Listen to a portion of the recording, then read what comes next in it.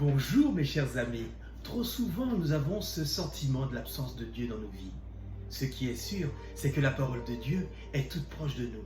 Elle est dans nos rencontres quotidiennes, mais elle est aussi dans les projets qui naissent en nos cœurs, spécialement en cette période de vacances. D'ailleurs, nous hésitons à la mettre en pratique parce que nous avons peur de répondre aux appels de Dieu. Mais pour nous chrétiens, la parole de Dieu doit être écoutée, méditée, appliquée, et cela tout au long de notre vie. Il ne peut en être autrement. À travers cette parole de Dieu, c'est Dieu lui-même qui vient nous visiter au plus intime de notre cœur. Mes chers frères et sœurs, nous, derrière cet homme blessé de l'Évangile, se cache le Christ qui nous sauve et suscite en nous la compassion. N'oublions pas que le Christ est l'image du Dieu invisible, tombé en agonie, cloué au bois comme un maudit pour notre salut.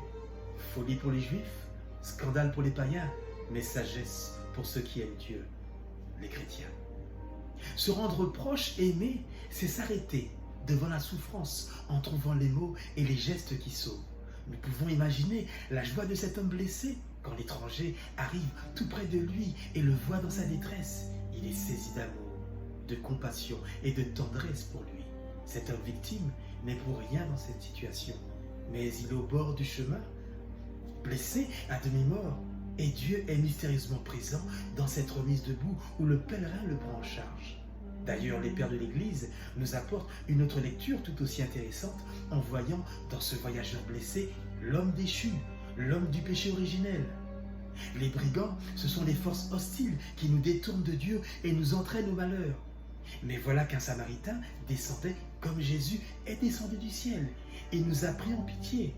Le vin et l'huile du Samaritain représentent les sacrements institués par le Christ.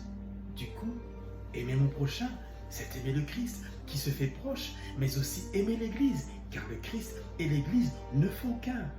Le Christ est mon prochain, car il m'a soigné, chargé sur sa monture et confié à l'auberge de l'Église. Je lui dois toute ma reconnaissance. Me mettre à sa suite revient à se faire proche de tous les blessés de la vie pour les servir. Et c'est à mon amour pour les autres que nous serons reconnus comme disciples du Christ, nous dit Jean, chapitre 13, verset 35. Pour aimer comme le Christ, il faut se tourner vers lui, car il est l'image du Dieu invisible, dit saint Paul. Le Christ reste pour nous le bon Samaritain, venu chercher et sauver ceux qui étaient perdus.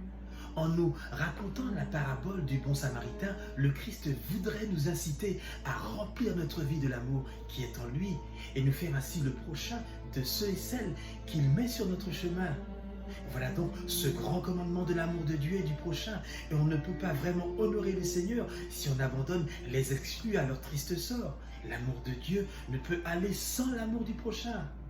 Mes chers amis, rejoindre Dieu n'est pas une question d'étiquette religieuse, ni même d'appartenance à un groupe déterminé, même s'il est porteur d'une vérité incontestable. Dieu est amour, nous dit la première lettre de Jean, chapitre 4, verset 8. L'amour peut être n'importe où, chez n'importe qui, à condition bien sûr qu'il n'y ait pas d'obstacle. Nous pouvons affirmer que le prochain, ce n'est pas l'autre, mais c'est tout homme qui s'approche des autres avec bienveillance, qu'il soit étranger ou hérétique. Qu'il soit également, on ne peut pas faire de tri entre les hommes. En les aimant, Dieu nous demande simplement de les aimer. L'amour du prochain, c'est la réconciliation avec ceux que Dieu aime, y compris ceux que nous excluons particulièrement. Je suis donc invité à changer mon regard sur le Samaritain et non pas sur cet inconnu qui est sur le chemin. C'est en changeant mon regard sur l'autre qu'ainsi je pourrais vivre et qu'ainsi je pourrais être en conformité avec le Christ. Jésus ne change pas la loi, mais il nous invite à la relire avec notre cœur et à la lumière de son message évangélique. Oui, il est plus facile de secourir le blessé à terre que de regarder et d'aimer comme un frère le musulman, l'homosexuel, l'étranger, le rome, notre frère ou sœur catholique, divorcé, remarié. Bien-aimé du Seigneur, la route qui descend de Jérusalem à Jéricho, c'est notre route. Et nous l'empruntons tous les jours. C'est la route de notre travail, de nos responsabilités, de nos solidarités et de nos fraternités. Et si nous voulons être à la suite de Jésus, ce beau Samaritain, il nous faut reposer sur son cœur et boire à la source d'eau vive. Jésus se fait pain de vie pour guérir nos blessures encore aujourd'hui.